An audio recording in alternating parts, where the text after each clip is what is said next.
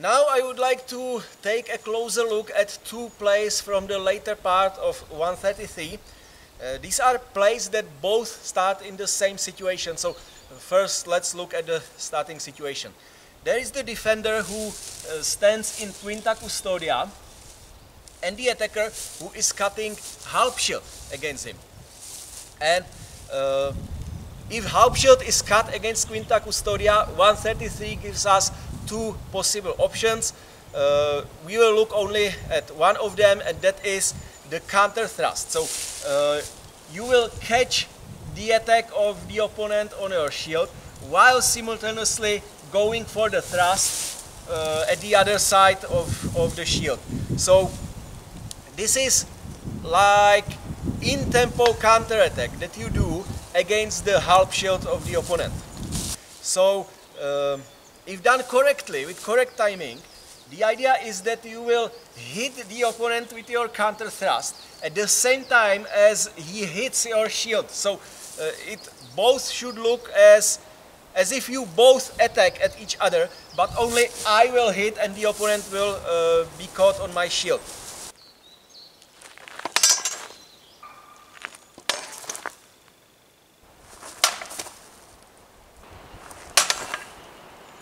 So this is the idea of in-tempo counter-attack, and it can be said as a rule over all fencing systems that the in-tempo counter-attack, if done correctly and if done against fully committed starting attack, it is totally undefendable. The opponent cannot defend this counter-attack if he is committed to his first starting attack. But the plays from 133 that I am talking about are showing two ways how to, or maybe even three ways, how to defend against this in-tempo counter-attack. How is it possible? Well, in fact, in martial arts there are no undefendable techniques. Every technique can be defended by something.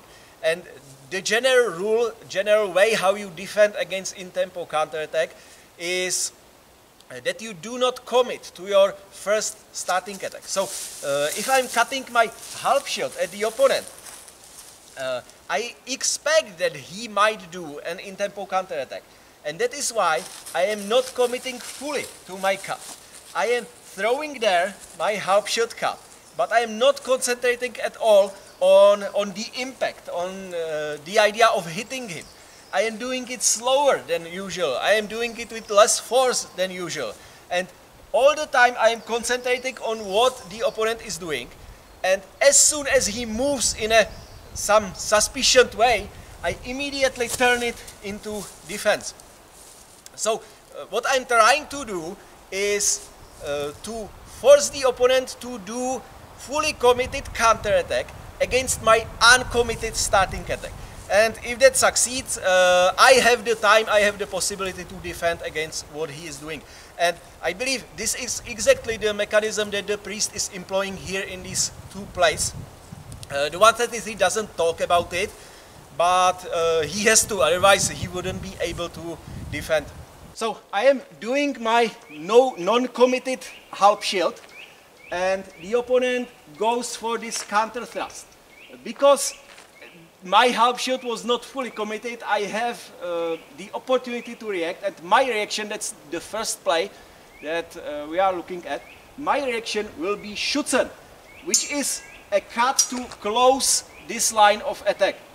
It might be just a gentle touch to take the bind, but from the images this seems to be rather like beating action. I want to beat the opponent so to the side.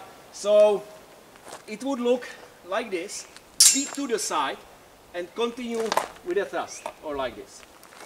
Again, I am cutting my non-committed half shield, the thrust is going there, I am beating it to the side and thrusting.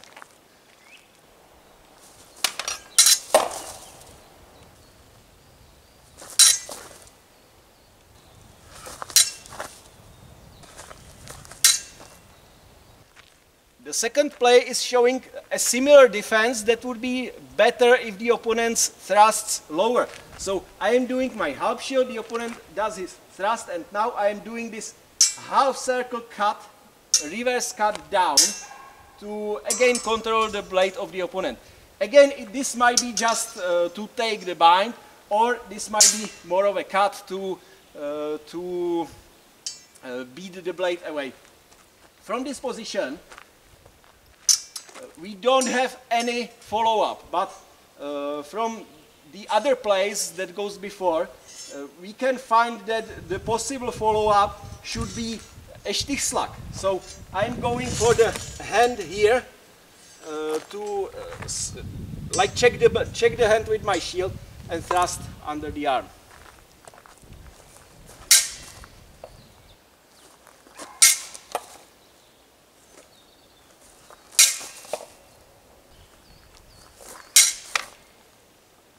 Why am I speculating about the possible follow-up of this second defense if the play that I'm talking about in fact has one more image, and this image is showing us Schildschlag? Isn't Schildschlag the follow-up that I was looking for? Well, in fact I don't think so, and I have several reasons.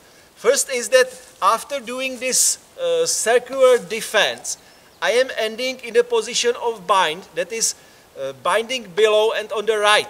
And this is the position that other previous plays described.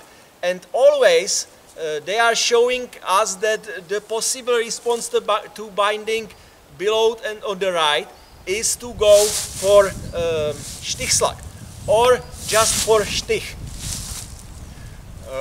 So to now do a Schildschlag would be out of the system. This is not what the priest is teaching us. What more, it is possible to do Schildschlag from a position like this, but it would require you to continue the thrust, the cut to quinta custodia, to release your sword from below the opponent's sword. And from here you can do Schildschlag and thrust, but the whole action would be slower, much slower, and the opponent will have more time to defend. So this is not what the priest would teach you. And the text of this last image is talking about the image being a third example of image of something. The text is not very clear, but it seems that this is connecting this image to something different. So what I believe is that this last image is in fact showing us another way how to defend the same counter thrust. The third way that does not control the opponent's sword at all, but uses only a Schildschlag to control it, which is possible.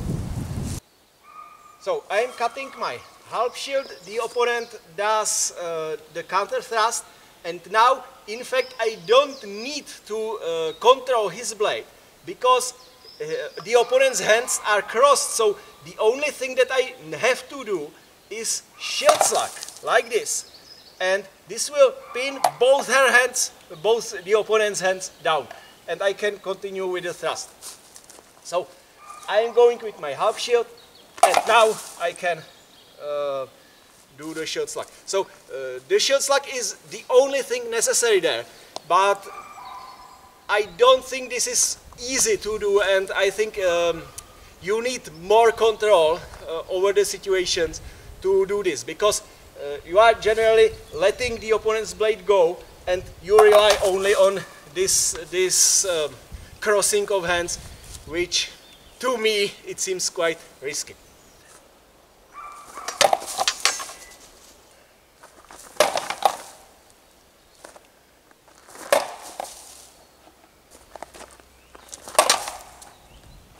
So these are the three variants of the reaction to the opponent's counter thrust from quinta custodia. How to choose between them? Generally, if the opponent thrusts higher than your hands, than your arms, it is better to go for Schütze. If he thrusts slower, it is better to go for this half circle defense. And if you have a really good control over the situation, you may not to do any of these and go directly for the Schildschlag. So this is the idea. But I have tried this, and I have found very difficult to decide fast enough if I should do this Schützen defense or this low half circle defense. Because, well, there is a very little time and the decision is not easy. So I believe that in fact when you are starting your attack at the opponent who is in quinta custodia, you already think about one of these possible defenses. And if you, for example, want to do this half circle defense, you will cut your half shield with hands quite high, so that you know that if the opponent thrusts, he will go under your arms, and that will naturally help you to, well, there is no decision you have to do. When the opponent attacks, you immediately go into this. If you want to do your Schützen, you will do your half shield very low, so that the opponent will very probably go above your arms. And then you, from the very beginning, you know that you will be doing this Schützen defense. So this, I believe, is better way how to use this defense, because if you have not decided what defense you will use at the very beginning, it is very hard to do the decision on time when the situation happens. So this is my understanding of these plays. There are plays from the second half of the manuscript, and they contain many different features. They are teaching us many things. The defender from quinta custodia is taught how to launch his counter thrust, and the attacker is taught how to defend against the in-tempo counter attacks in general.